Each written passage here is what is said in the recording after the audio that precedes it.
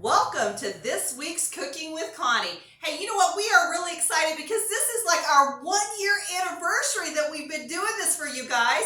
We are up to 177 subscribers. We're taking all of you guys' comments and trying to make this channel better. So we are getting a new camera so we can hopefully do some more close-up stuff so you guys can see the stuff better. But we'll get on to this week. And this week we are going to do a shape reclaimed Swiss steak. So this is the first time I've made this, but my sister Barb, who's my production manager over here, she has made this and says it's really good. So I adapted the recipe to make it approved for our shape reclaimed people. And we're going to get started with that. So what I have in here is I used arrowroot flour instead of regular flour. And then it's got a little bit of salt, a little bit of ground pepper, and some granulated garlic or garlic powder. And I put my, I got some beef round steak and I pounded it because they didn't have regular cube steak. But it's a nice thin steak, so it should do fine. I've just sprayed my pan and we're going to start putting the steak in here to brown it.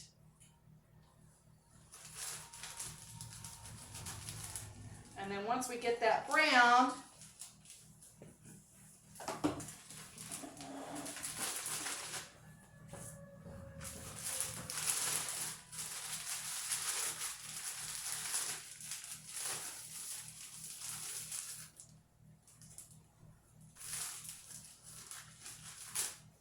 we'll be taking the steak out of here and then we'll be starting to throw the vegetables in. This is another one of these one pot things, but just remember with this one, we're going to actually be baking it for a long time because this type of steak is kind of a cheaper cut and it's a little bit tougher. So when you're baking it for this longer period of time, this slow cooking, you're going to end up with a much better, tenderer cut of meat.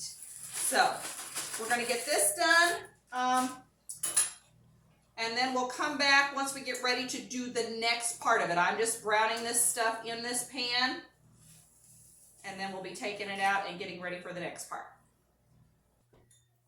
All right, we took just a few minutes. We've got our meat all browned and we've taken that out and put it alongside. We're going to use the same pan and we're going to throw in here. I've got a chopped up pepper, thinly sliced. I've got a red onion and I've got a bunch of celery. We like celery.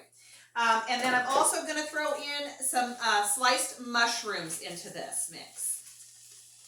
All right, we're going to saute this till they get soft. So it says about 6 to 7 minutes. And then we'll start adding some more ingredients to this mix. Now, the nice thing about this, we're going to use this pan for everything. So you're only going to dirty up one pan when you do this. And we have this nice new Hexaclad pan that we've used a couple times for some of the recipes we've done. Highly recommend this as a non-stick pan. Really, really good quality. Now, the price is not that cheap, but you know, investing in good quality cookware is really important when you're trying to make healthy meals because it can make or break how you're going to do. The nice thing about this pan, we can put this in the oven, which we are going to do at some point in time, so you can take it from the stovetop to the oven. So we're going to take a little break here because I'm going to be stirring this for a little bit, and then we'll come back when we start adding the next ingredients into this. All right, welcome back, guys. This is really smelling good. The nice thing, again, that we're using the one pot is that we're keeping all of those juices in there from the steak, so everything is just kind of melding together. So now what we're going to add is 3 tablespoons of tomato paste.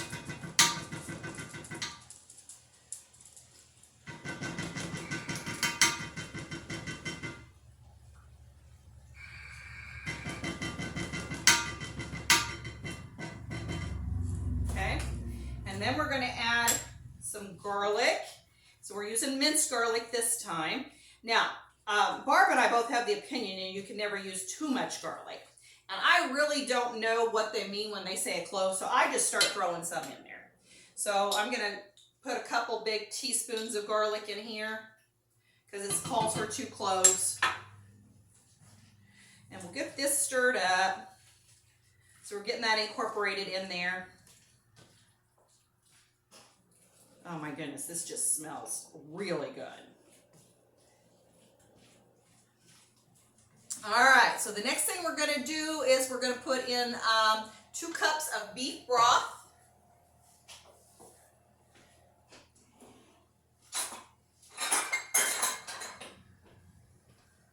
And remember, when you do this stuff, you know, if you have to watch your salt, just make sure you try to find the low sodium.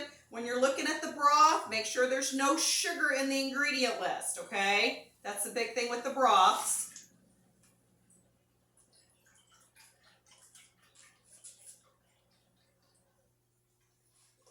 And they sent me beef broth instead of bone broth, and so I ended up with a whole bunch of Cauliflower, which is a really good brand of beef broth. That I can use for these recipes now. So, and their mistake was, I guess, my gain.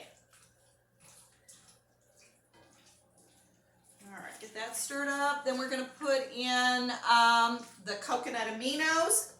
And again, I took this recipe from a traditional recipe, and what this originally called for was Worcestershire sauce, which is used commonly in a lot of things like this. And so what I tried to do is try to figure out, okay, what can I use in place of that?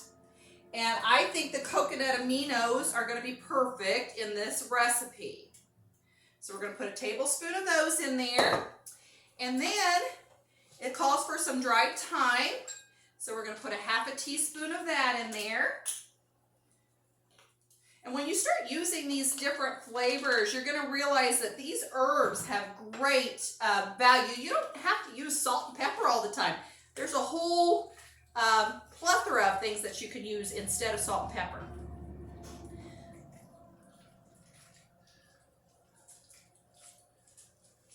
All right, so we're cooking this down here. Then we're going to add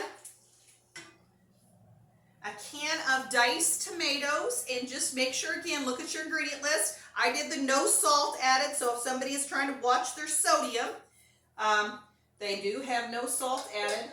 And then you want to make sure there's no sugar, no oil added to any of these products that you're, you know, using things that have been produced someplace else. So put that in there. And then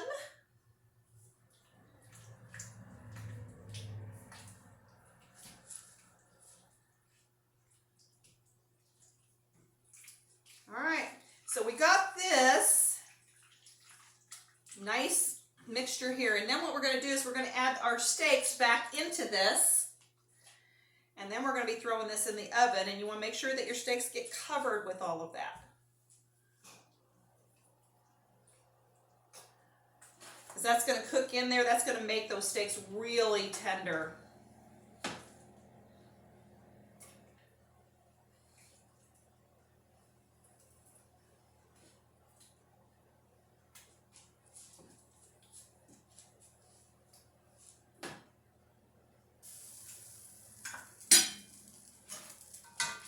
And then we're going to get everything kind of all melded together here, and then we're going to put this in the oven, cover it, and we're going to be baking this at 325 degrees, so a little bit lower temperature than a lot of times, but we're going to kind of slow cook this, and probably, it says 1.5 to 2 hours, so we'll check it at about an hour and see where we're at on it, and we'll let you know what we ended up doing at the end, okay? All right, so we're going to do a special treat with our sweet Swiss steak. We're going to do Salisbury. Oh, Salisbury. Actually, it says Swiss steak on the thing. Does it say? Yeah. Maybe it is. Anyway, so we're going to make some mashed potatoes using our rice, cauliflower, and cottage cheese. Now, somebody just gave me this idea last night and said it was really good, and we have experimented and we agree. So, we're going to put 1/2 cup of cottage cheese into our NutriBullet. And I do recommend using something more like this rather than a food processor, because we tried it in the food processor to begin with, and we just didn't really get the creamy consistency that we wanted. So if you do it in something that's smaller like this, it's going to give you a much more creamy taste.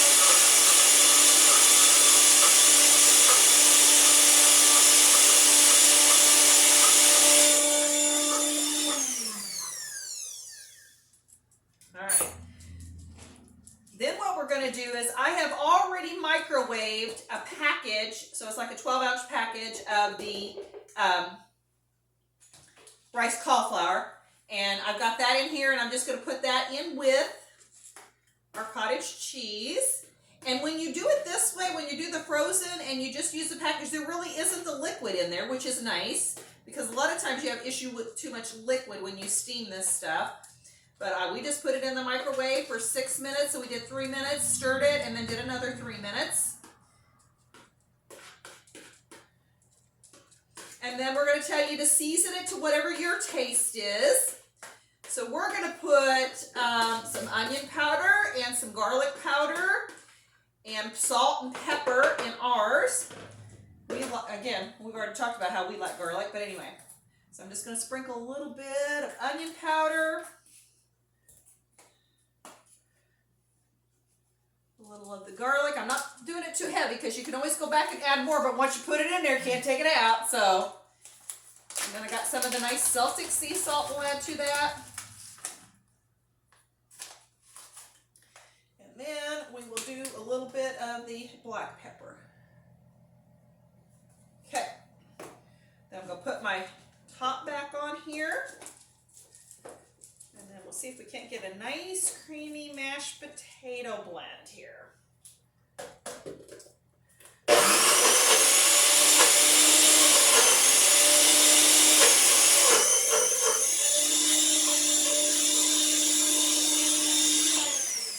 And sometimes with these, what you want to do is take them and kind of shake them as you go along. That way you're getting it all where you want it at. So you're going to get, like I said, we're going to try to get that consistency right.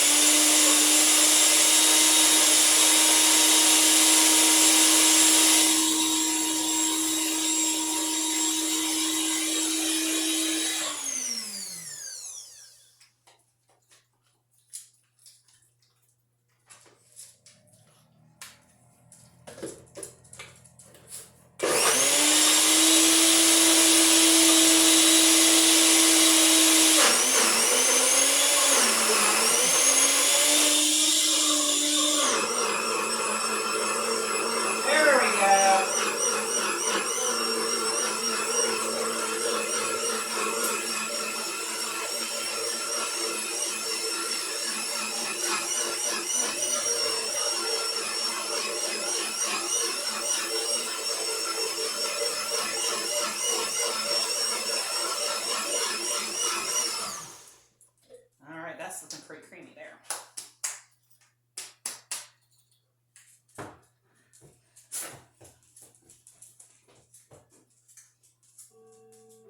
Woo!